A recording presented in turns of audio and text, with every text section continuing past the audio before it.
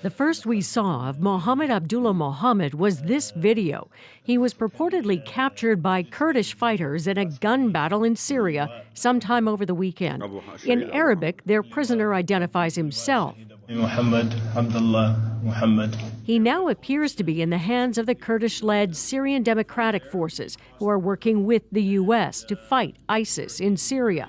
And in this video released today, he speaks in English. I'm originally from Ethiopia, and I came from Canada.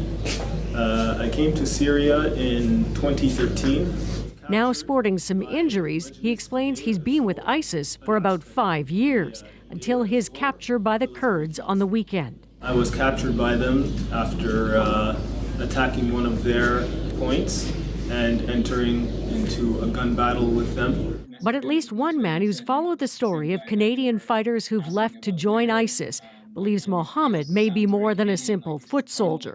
A kind of friend of his reached out to me out of the blue and told me quite a bit of information about his childhood. Amara Singham is a Canadian who's done extensive research on foreign fighters and believes Mohammed Abdullah Mohammed is also the man who goes by the name Abu Ridwan.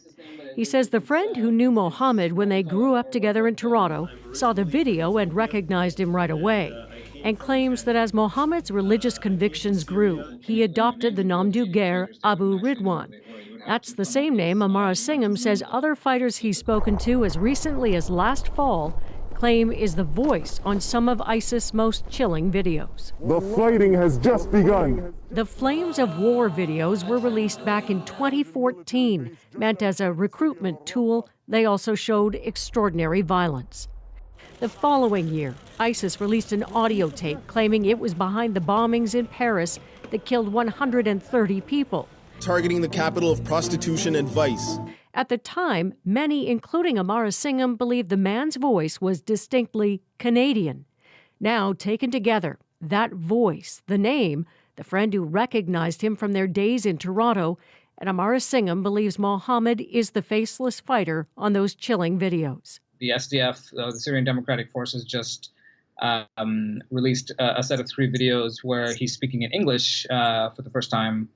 And if you compare the voice of that to Flames of War, I'd say it's pretty identical. A hunch, but at this point, not conclusive. Though Amara Singham also believes Mohammed's capture says something else about his role within ISIS. So the idea that he would travel with some of these, with the leadership to the last remaining pockets of ISIS shows that he's very likely, I mean, it's not definitive proof, but it's at least very likely that he's not just a regular fighter who was being used as cannon fodder or something like that. So, Andrew, is it him? That still can't be known with any certainty, but you hear him say on the video himself, his name, Mohammed Abdullah Mohammed, and that he's been with ISIS. Right. Interestingly, he's asked by the interviewer, if we could say, from the Kurdish side that has him, how are the ISIS fighters feeling about the fact that they're being pushed into an ever smaller part of Syria?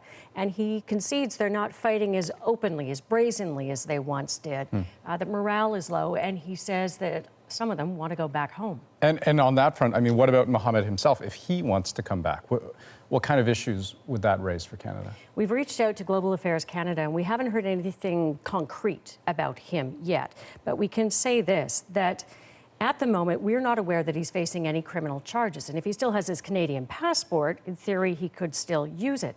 In the past, the Canadian government has found it difficult to do much with these returning foreign fighters without hard proof that they've actually broken the law somewhere else. This case could be different because, as we all heard him say, he was captured in a fight with Kurdish forces. Okay, our senior investigative correspondent, Diana Swain. Thanks so much. Thank you.